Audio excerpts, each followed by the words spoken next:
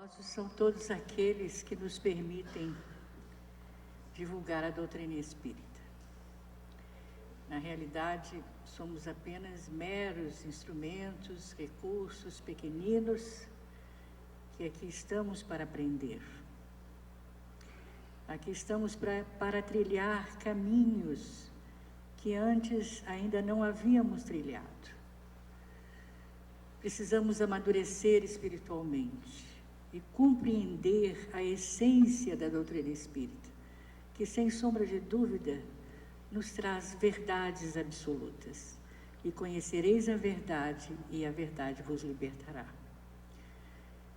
Hoje, para nós, é um momento de grande emoção, porque poderíamos falar sobre Kardec educador. Sem sombra de dúvida, Kardec, ainda como professor Hippolyte Rivail, nos trouxe exemplos extraordinários. E gostaríamos de destacar alguns deles. Mas não poderíamos iniciar essa palestra sem antes falarmos do educador da humanidade, Pestalozzi. O título que colocamos é uma frase dele, de João Henri Pestalozzi. O amor é o eterno fundamento da educação. E foi fundamentado nisto que Kardec realizou um trabalho maravilhoso como professor na França, especialmente em Paris,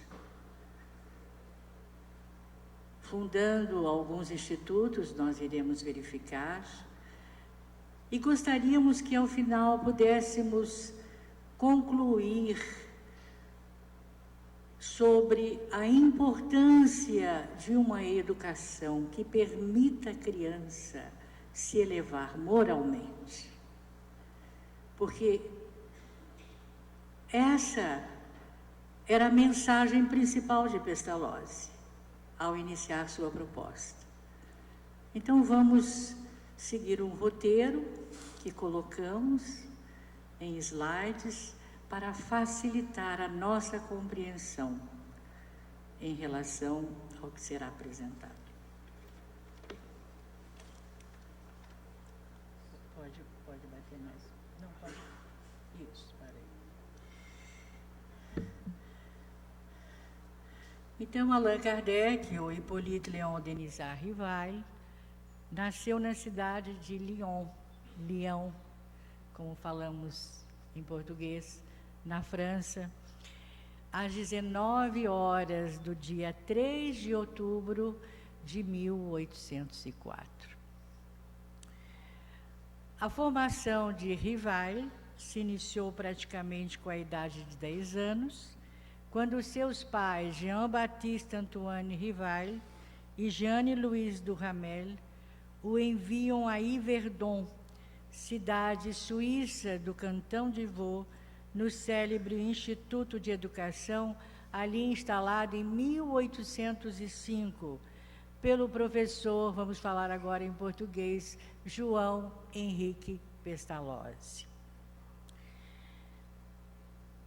Em 1814, quando Kardec foi para Yverdon, nessa época a França não estava muito bem com as suas propostas educacionais, ela estava atravessando uma fase muito difícil, muitas crianças estavam fora das escolas, e sem sombra de dúvida que aquelas famílias mais abastadas, elas tinham condições de encaminhar seus filhos para escolas privadas, como era o caso da escola suíça, fundada por Pestalozzi.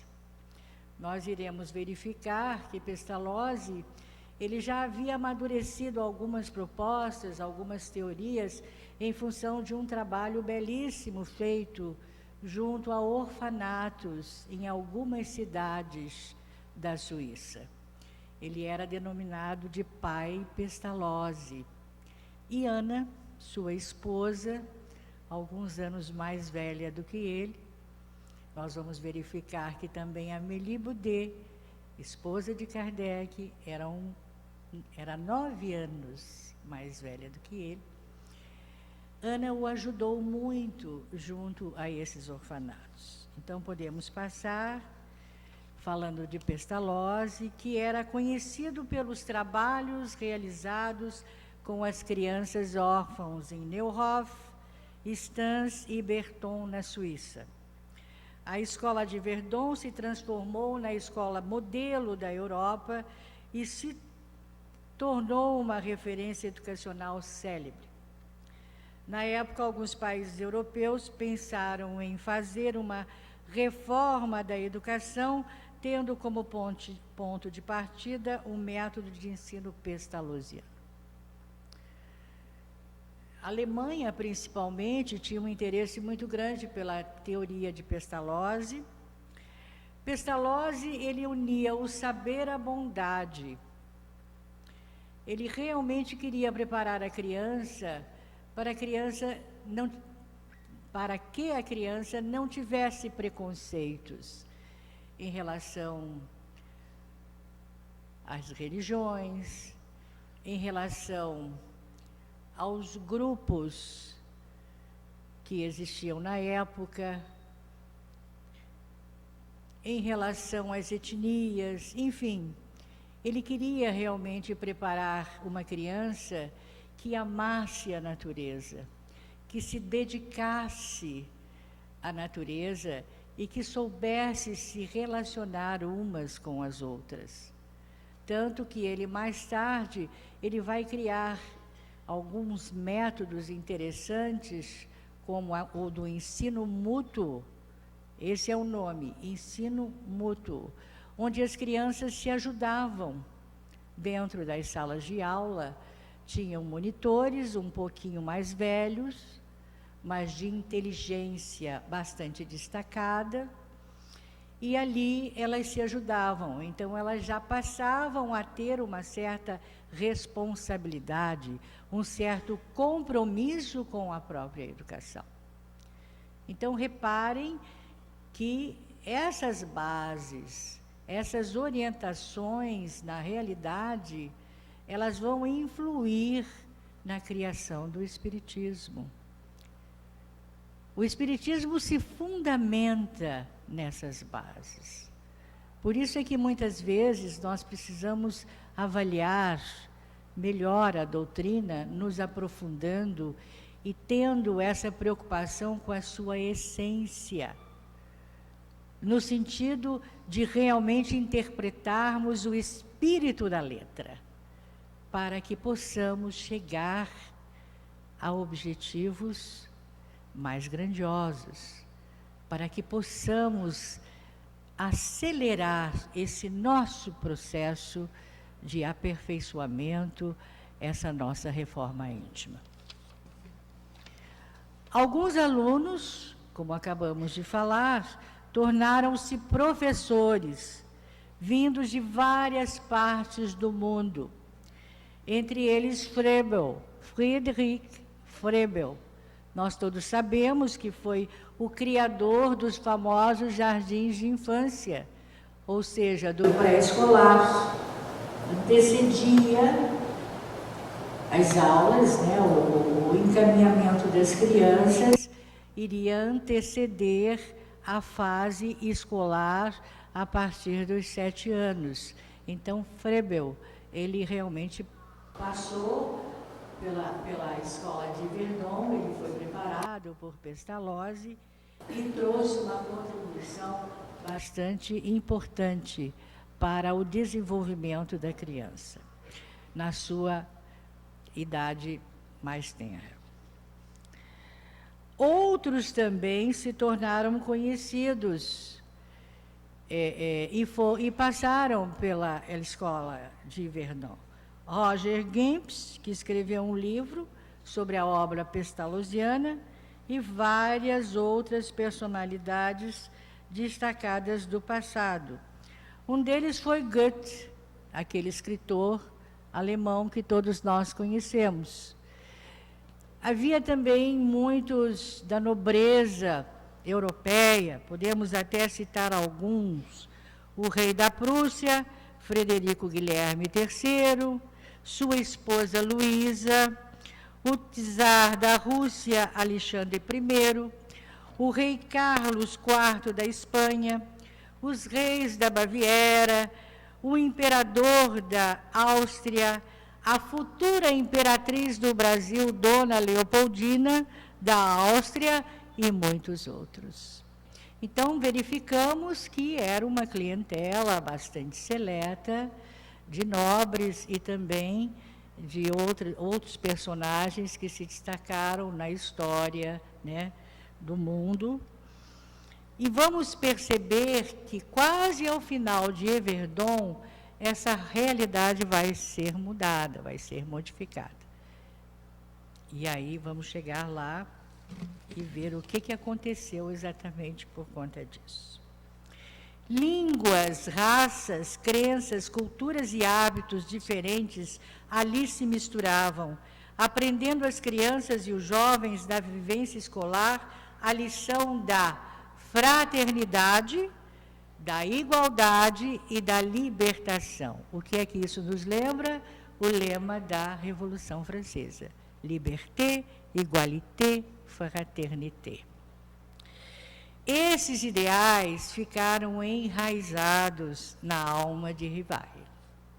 Então, olha que interessante, podemos avaliar muitas coisas em relação à doutrina que hoje nos são trazidas como caminhos a serem seguidos no nosso dia a dia, na nossa atual existência. Anos mais tarde, por conta disso, Kardec afirmaria que esses ideais, aqueles que nós já colocamos, se tornaram o programa de toda uma ordem social que realizaria o mais absoluto progresso da humanidade, se os princípios que eles exprimem pudessem receber integral aplicação. Então, essas reflexões que foram adquiridas por ele, elas o tornaram um livre pensador, um progressista de ideias inovadoras, influenciando no trabalho que seria executado na construção do Espiritismo. Os fundamentos da educação para Pestalozzi era a disciplina e o amor. Ele era uma pessoa tão boa que, ao corrigir os seus alunos, ele dava muitos conselhos, com muito carinho. Ele os acolhia realmente como um pai Pestalozzi. E as crianças saíam chorando do local onde ele teria essas reuniões para chamar a atenção sobre certos desatinos que eles cometiam enquanto crianças, enquanto jovens, e eles saíam com lágrimas nos olhos. Tal era a força e a influência que Pestalozzi causava para todos eles. Não havia castigos nem recompensas, pois o estimado educador só admitia a disciplina do dever, o melhor, a da afeição e do amor.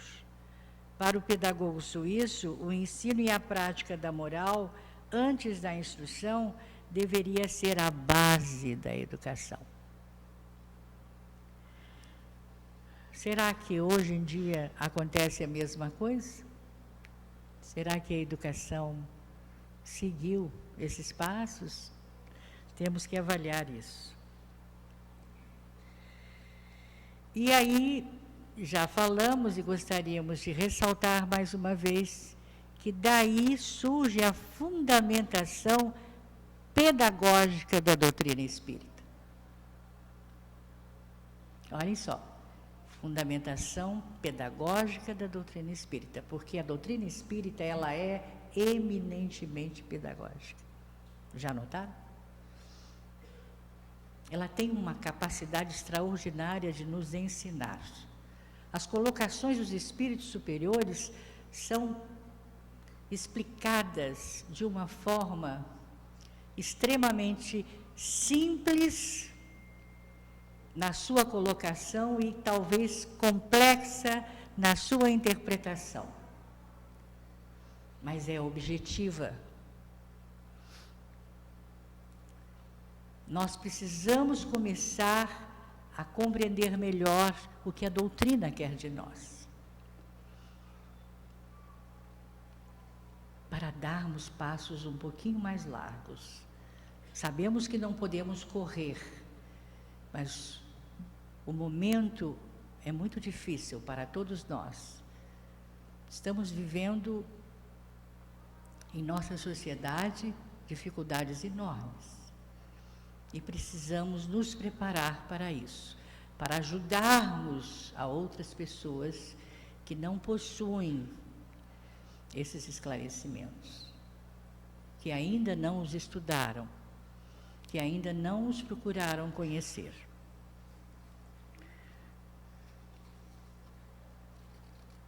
Podemos passar.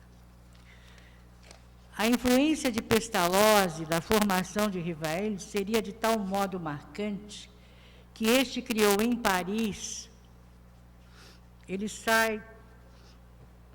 vai sair do Instituto em 1824.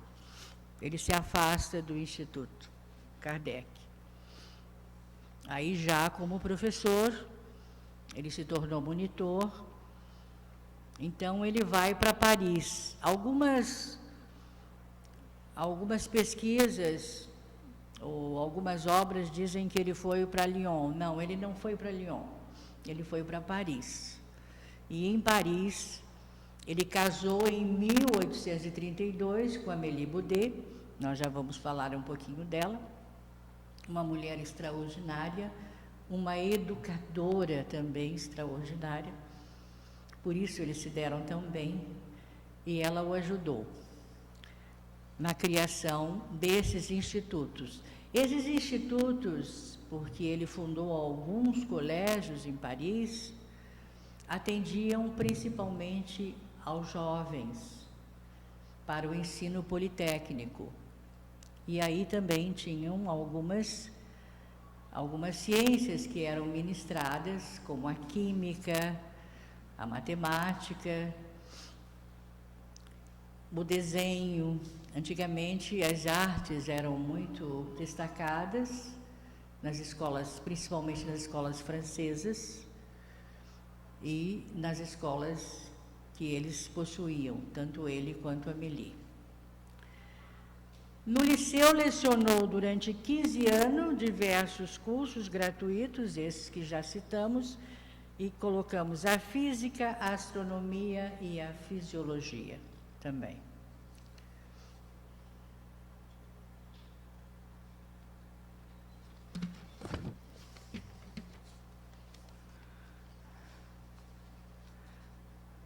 Amélie Gabrielle Boudet, que nós conhecemos,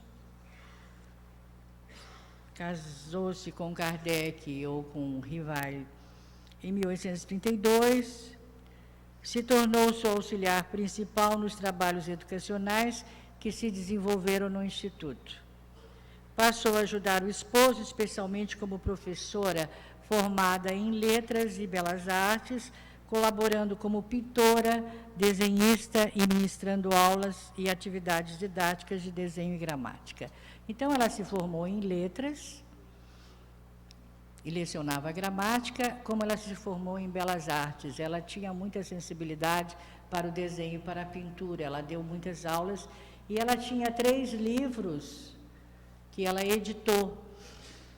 Um que ela teria editado antes de casar com ele, e depois ela conseguiu editar 2 livros. Então, a Amélie, sem sombra de dúvida, foi aquela pessoa que Kardec precisava ter ao lado para realizar um trabalho dessa natureza. Gostaríamos também de trazer uma informação que alguns companheiros aqui já sabem, outros não, que nos chama bastante atenção e gostaríamos de citá-la por conta da importância do que ela significa. Nós temos um grupo de pessoas que conhecemos, espíritas que moram no exterior. Existem muitos espíritas, existe um movimento espírita no exterior bastante rico, já há alguns anos foi fundado pelo Conselho Espírita Internacional.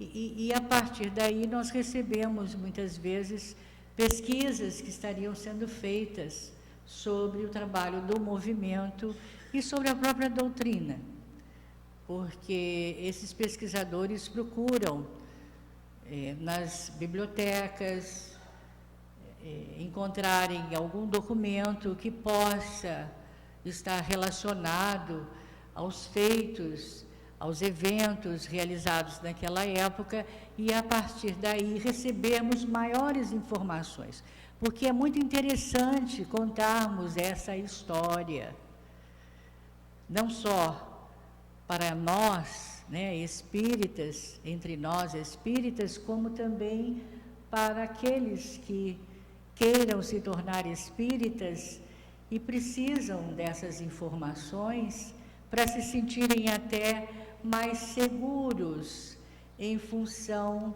do que essas orientações nos trazem. Vocês sabiam que Kardec e Amélie adotaram uma criança, uma menina? Ela se chamava Louise. Ela, na realidade, homenageava a mãe de Kardec, que tinha o nome de Jeanne Louise. Louise, na realidade, ela viveu pouco. Ela deve, isso ainda não se sabe, ela deve ter morrido entre 10 e 11 aninhos, ela deve ter desencarnado. Olha que interessante. Olha que coisa extraordinária desse casal. Eles não puderam ter filhos. Na realidade, a Amélie tinha 36 anos quando casou com Kardec, que tinha 27. Então, naquela época já era um pouquinho difícil, ter filhos, as mulheres com um pouco mais, com uma idadezinha mais avançada, Não era assim tão fácil como hoje a medicina nos oferece, essas facilidades para podermos ter filhos, mesmo com até os 40 anos, estamos vendo mulheres que estão conseguindo ter crianças. Então, eles adotaram uma criança. Ninguém ficou sabendo disso. Não fossem pelas cartas que Kardec mandava para Amélie e mandava para alguns parentes, e ali está realmente colocado o que Louise fazia. Louise, inclusive, teve um desenvolvimento da sua inteligência muito bom. Imagina, filha de rivais. E a Amélie tinha que ser uma criança cuidadosamente preparada nesse sentido. Então, ele faz menção a essas brincadeiras da Louise. E tem uma última carta que o pesquisador chama-se Charles Kempf, foi um dos secretários gerais do Conselho Espírita Internacional. Até hoje vive na França, é um francês, ele não vive em Paris, ele vive numa outra cidade da França, e trabalha em prol do movimento espírita no exterior, onde muitos brasileiros o conhecem. Então, partiu dele essa pesquisa é bastante idônea, todos nós podemos aceitá-la sem nenhuma preocupação nesse sentido, porque senão ela não seria revelada, ela não seria colocada. Então, a última carta é do pai de Amélie, em que ele fala de Louise, e ali ela já teria desencarnado. A tristeza que certamente tanto a mãe quanto o pai estariam, o paizinho de Louise, o nosso Kardec, estariam sentindo naquele momento. Então, olha que coisa extraordinária. Vejam, vamos tentar fazer aí uma relação entre o trabalho de Pestalozzi junto aos orfanatos, né?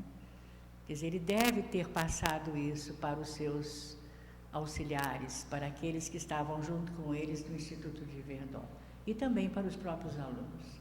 A necessidade de termos essa preocupação, de cuidarmos das crianças, principalmente aquelas que não teriam pais, que seriam órfãos. E foi um trabalho muito sacrificado para Pestalozzi naquela época, porque não tinham verbas. O governo, na época, realmente doava muito pouco dinheiro para aquelas instituições. Então, isso tudo deve ter influenciado a decisão dos nossos queridos Amélie e Kardec. Então, a partir de 1850, outra fase, né, vai existir para o casal, quer dizer, se inicia para o casal. Exatamente foi na época do aparecimento dos fenômenos das mesas girantes. Então, toda essa preparação de Kardec serviu para que depois ele se tornasse tão meticuloso quanto ele foi em relação à construção, em relação à orientação, à organização, melhor dizendo, da doutrina espírita. E a primeira coisa foi tentar entender que fenômeno inteligente era aquele, a mesa se mexendo, mas como? Foi a primeira coisa que ele questionou, mas como uma mesa se mexe? Uma mesa é algo, né? É um objeto. Como ela pode ter o poder da inteligência para se balançar? Porque a partir daquelas, vocês sabem, né, daqueles recursos, daqueles instrumentos que eram utilizados para a comunicação dos espíritos com as pessoas, que acabaram fazendo dessa situação das mesas girantes algo divertido, uma brincadeira. Os chás da tarde apresentavam isso e todo mundo se deliciava. E começaram então, né, a perguntar coisas para os espíritos, e os espíritos respondiam de acordo com o que tinha sido determinado naquele momento, ou pela ardósia, ou então pelo número de pancadas, sim, não, enfim. Nós já estudamos isso, todos nós sabemos como aconteceu. Então, essa fase chamou a atenção de Kardec, todos nós sabemos disso, mas é preciso que a gente sempre destaque essa preocupação, essa capacidade de observação que ele possuía. Ele tinha uma visão muito mais à frente das coisas para chegar ao ponto onde ele chegou, do trabalho que ele realizou. Ele foi um auxiliar magnífico dos espíritos superiores. E ficamos a pensar, e se não tivesse sido Kardec, quem seria? Porque os próprios espíritos disseram para ele, se você não estiver se achando preparado, não estiver se achando capacitado, outras pessoas o substituirão. Mas ele resolveu. Então, há uma caminhada feita por ele e por Amélie, que nós sabemos que depois da morte de Kardec, Amélie se transformou numa batalhadora para dar continuidade ao movimento espírita na França, que estava sendo, infelizmente, prejudicado por conta de certos comportamentos, condutas místicas que começaram a surgir lá na França e que começaram a invadir a Sociedade Espírita de Paris. Então não foi fácil. Foi um caminho bastante estreito, cheio de armadilhas, cheio de dificuldades, de antagonismos, de divergências, que aliás aconteceu também em Yverdon. Deve ter aprendido desde aquela época.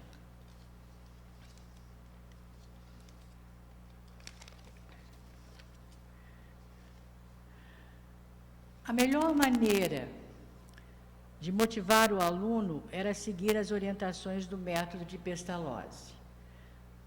O ensino deve ter por objetivo o desenvolvimento, não a exposição dogmática, e o mestre deve respeitar a individualidade do aluno. Os princípios metodológicos propostos por Pestalozzi influenciaram profundamente a educação francesa, concebendo-a como um processo de desenvolvimento harmonioso do ser humano no plano físico, moral e intelectual. A educação francesa, ela sempre foi rica em propostas humanistas. Nós queríamos também destacar isso, fazendo uma distinção em relação ao tecnicismo. Ela tem teorias interessantíssimas. Educadores franceses se formaram dentro dessa linha humanista e em vários países também da Europa, diferente de outros países, né, que acham que o tecnicismo, na realidade, vai levar o homem a um objetivo muito mais moderno, muito mais atual, e é por isso que nós estamos nos perdendo até no uso dessas tecnologias. Nós não estamos sabendo utilizá-las humanamente. Estamos nos isolando, ou então estamos entrando numa sala de aula, apresentando uma série de recursos tecnologicamente muito bem feitos, mas não estabelecemos contato com o aluno. Não sabemos como nos relacionar com eles. Não percebemos as suas necessidades reais.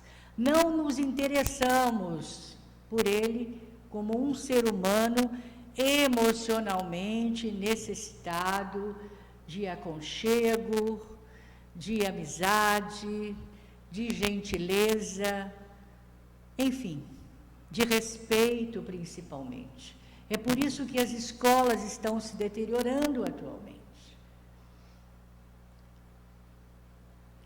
Ficamos impressionados com a preparação hoje de professores. Nas universidades os recebemos para trabalhar com eles e ficamos surpresos com a conduta de muitos professores. Então, essa linha humanista, ela é muito, muito importante. Tivemos uma reunião há poucos minutos, que realmente foi muito boa. Nós temos um grupo de estudos aqui sobre a questão do suicídio infantil. Os índices estão crescendo demais, infantis e do adolescente, né? E aí também fizemos essas colocações, e aí o que chegamos à conclusão? Que nós não podemos, dentro do centro espírita, na realização de todos os trabalhos que desenvolvemos, escolarizar os nossos ensinamentos. Nós não podemos nos tornar escolas. Nós temos que ser centros espíritas, prontos de socorro, templos, instituições que acolham aqueles que mais sofrem e transmitir a doutrina espírita da melhor maneira possível, como nos ensinam os espíritos superiores, amando as criaturas, nos relacionando bem com elas, não competindo em termos de trabalhos dentro da instituição espírita. Onde já se viu isso? Nós precisamos nos ajudar, sermos solidários, fraternos uns com os outros.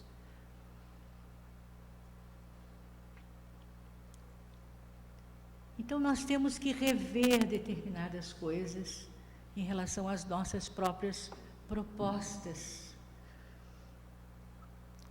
de cursos, de estudos que realizamos. Precisamos dialogar mais, conversar mais e chegarmos juntos a determinadas conclusões.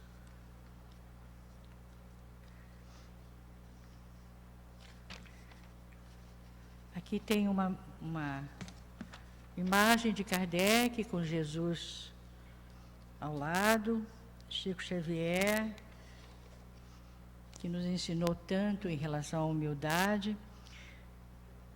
Como professor, Kardec se transformou em um pensador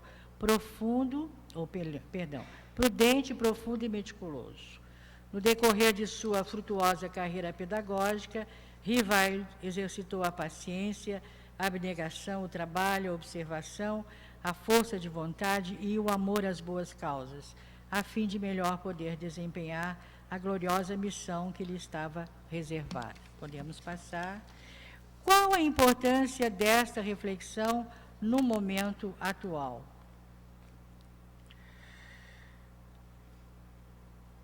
Kardec, na questão 872, teve como resposta dos espíritos o seguinte, não está aqui em slide não, vou ler para vocês. Cabe à educação conhecer essas más tendências. Falo-a utilmente quando se basear no estudo aprofundado da natureza moral do homem. Pelo conhecimento das leis que regem essa natureza moral, chegar-se-á a modificá-la como se modifica a inteligência pela instrução e o temperamento pela higiene. Nós temos que pensar nisso, essa elevação moral das crianças, essa educação moral das crianças é importantíssima para a formação de um homem de bem. Estávamos brincando aqui um pouco antes de começar a palestra, né, sobre a quantidade de itens para a formação de um homem de bem. Aí alguém disse, eu não tenho nenhum, eu não tenho nenhum, né? E aí alguém disse, não, mas esse aqui tem uns 14, são 14, né? São 14 itens para a formação de um homem de bem. O que nós estamos fazendo pela educação das crianças? Isso acontece, por que é importante a reflexão para nós, em função dessa história, ou desse passado de Kardec como educador? Porque nem todos os pais ou responsáveis preparam as crianças para a aquisição de qualidades morais que lhes permitam um crescimento saudável e equilibrado. Então, nós, pais, estamos nos perdendo nisso. Na realidade, estamos nos perdendo nisso. Kardec falou muito, tem um plano que ele fez, que tem como título Plano Proposto para a Melhoria da Educação Pública na França. E nesse plano ele diz, a meta da educação consiste no desenvolvimento das faculdades morais, físicas e intelectuais da criança. Eis o que todos repetem, mas não se praticam. É o que está acontecendo atualmente. Nós sabíamos disso. A criança não pode ser só preparada intelectualmente, nós sabemos. A doutrina nos fala claramente isso, que o mais importante é a nossa evolução moral. É a nossa evolução moral. Nesse momento de transição do planeta, situações que refletem a urgência de buscarmos novos rumos para a mudança da sociedade exigem da família a reconstrução desse processo de renovação social, porque é nela que se exerce em plenitude a missão de educar. Então, no livro que foi citado anteriormente, logo no início, nós trazemos algumas ideias, né, para mudanças que nascem da aquisição de novos e salutares hábitos. São coisas simples, minha gente, que nós não estamos fazendo atualmente. Tais como procurar uma boa leitura, meditar sempre que possível, cuidar da saúde mental. Verificamos agora na quarta-feira, dia 10, Dia Mundial da Saúde Mental, a quantidade enorme de pessoas com problemas depressivos. E achamos interessante que um dos apresentadores, me parece que escreve para uma revista sobre saúde mental, pedindo às escolas que as escolas ministrem educação emocional. Eu digo, olha que interessante, educação emocional. Já chegamos a esse ponto, porque infelizmente as famílias não estão sabendo como lidar com isso. Buscar a boa conversação, realizar ações de amparo ao próximo, costumes que exercem influências benéficas e moralizadoras para nós e para os filhos. Coisas simples, simples. No Evangelho não tem aquela lição que Kardec nos dá sobre a mãe que leva a filha, para distribuírem alimentos a famílias extremamente pobres. Lembram dessa passagem? É linda essa passagem. É uma lição para cada um de nós.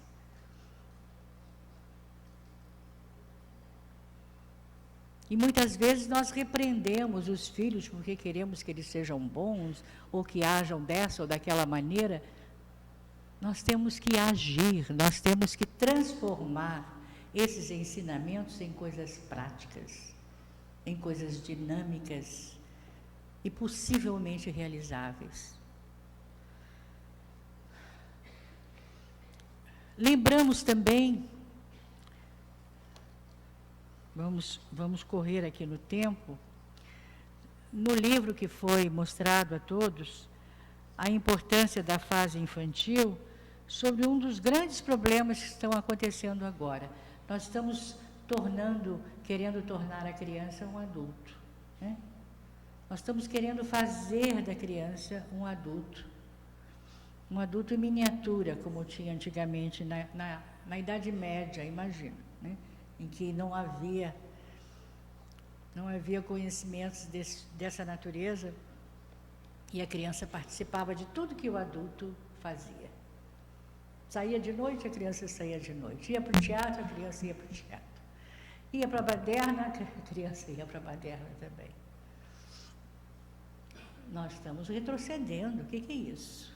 Em vez de avançar, nós estamos retrocedendo.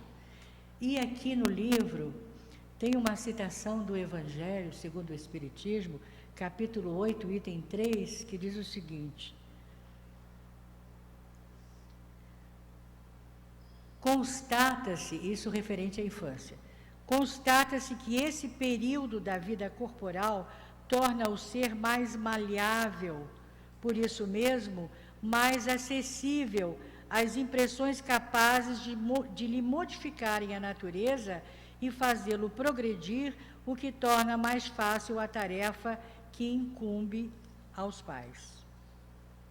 E Emmanuel, em O Consolador, questão 113, ele vai nos dizer o seguinte: o período infantil, em sua primeira fase, é o mais importante para todas as bases educativas. E os pais espiritistas cristãos não podem esquecer seus deveres de orientação aos filhos nas grandes revelações da vida. Em nenhuma hipótese, essa primeira etapa das lutas terrestres deve ser encarada com indiferença. Em nenhuma hipótese. Então, a questão é, os pais estão preparados para lidar com esta geração nova? Não. Infelizmente, não. Precisam procurar ajuda. Não são espíritas, mas existem muitas propostas interessantes, não é? A ciência materialista nos oferece, mas é muito bom que a criança desenvolva dentro de si o sentimento religioso, de amor a Deus, o conhecimento, principalmente do Novo Testamento, do Evangelho de Jesus.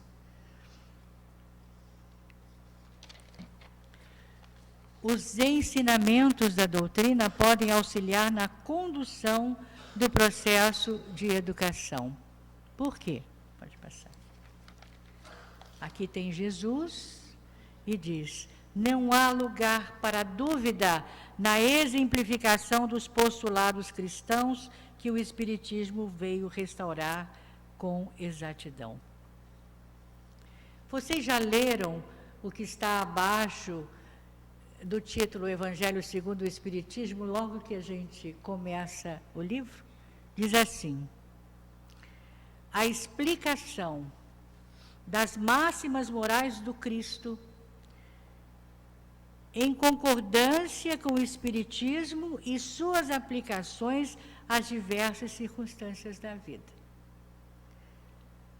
Então, o Espiritismo, ele nos mostra esses aspectos cristãos, esses ensinamentos cristãos, palavras de vida eterna que nos foram deixadas por Jesus, que precisam ser aplicadas por todos nós a partir da mais tenra idade.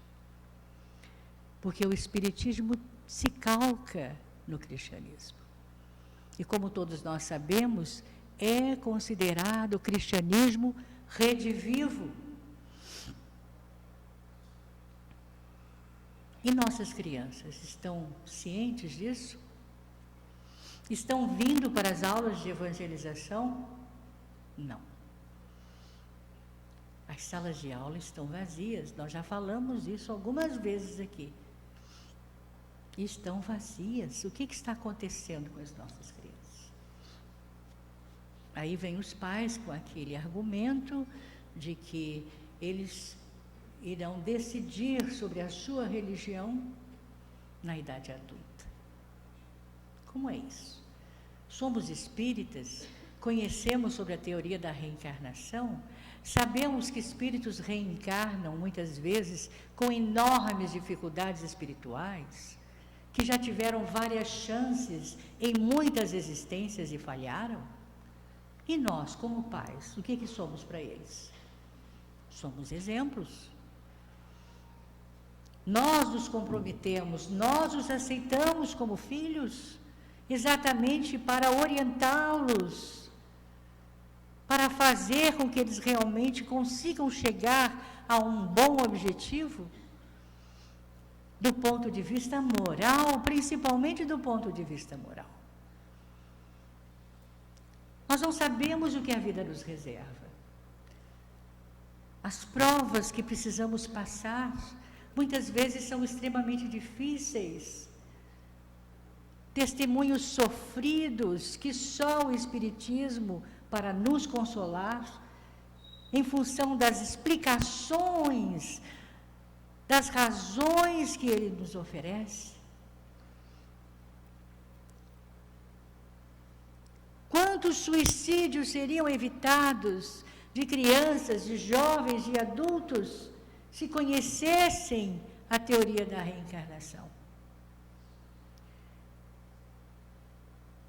Quantas consolações nós teríamos dado a determinadas pessoas que muitas vezes convivem conosco e não sabemos o que elas estão sentindo, como elas estão passando, porque também não nos interessamos.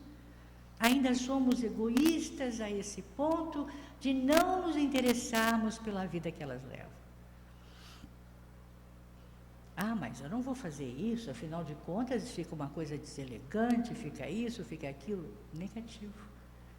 Eu posso estabelecer uma relação com ela, normal, espontânea, sincera, e chegar a conhecer isso.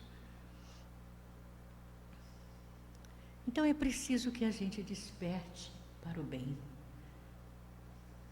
Nós precisamos de homens bons, precisamos de pessoas interessadas pelo bem do próximo.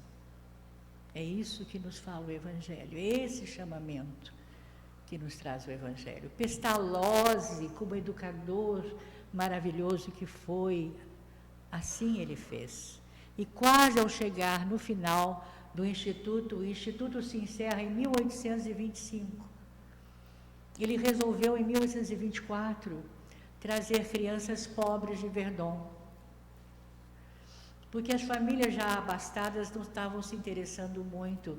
O Instituto já não tinha aquela fama de antigamente. E quando ele trouxe as crianças de famílias pobres, aqueles que ainda lá estavam de famílias em melhores condições financeiras, começaram a reclamar, as famílias começaram a reclamar. Quer dizer, o preconceito, né? A falta de visão, no sentido de que nós estamos aqui para nos ajudarmos. Ah, eu estou numa condição melhor, eu sei mais, eu tenho mais. Negativo. Nós não sabemos o que é as próximas reencarnações preparam para cada um de nós. Não vamos dizer que isso aconteça de forma grave, porque Deus, na sua infinita misericórdia, ameniza a nossa caminhada na Terra, mesmo que esses caminhos sejam estreitos e difíceis de serem trilhados.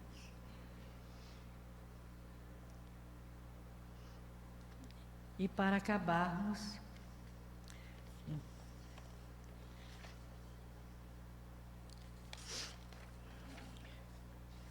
passa esse aí das crianças, pode passar. Não vai, isso, esse, espera aí, não, esse aqui, enquanto ignorarmos.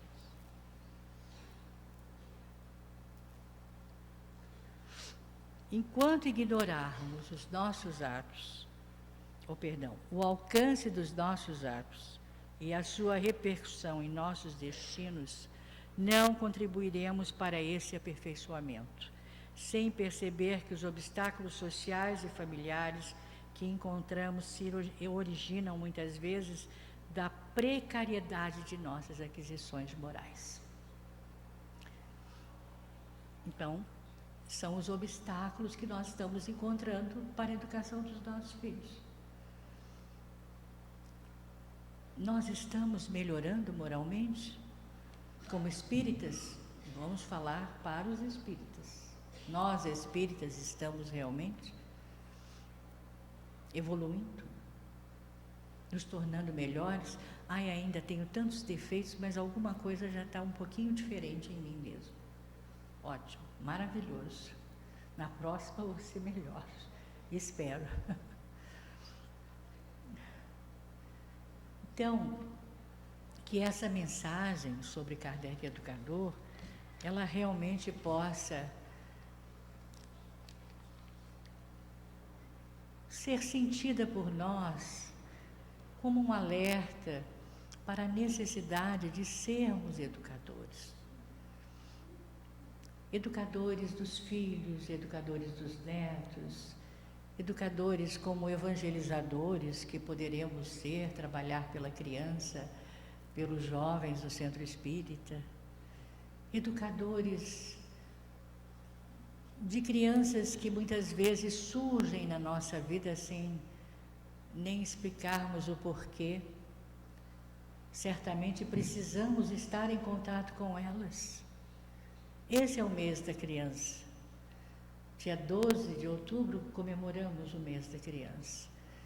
Kardec amou as crianças, Amélie amou as crianças, Pestalozzi amou as crianças e continuam a amar como mentores, como espíritos superiores que são e que nos indicam muitas vezes o rumo a tomar, mesmo que estejamos vivendo num mundo de tantas tribulações.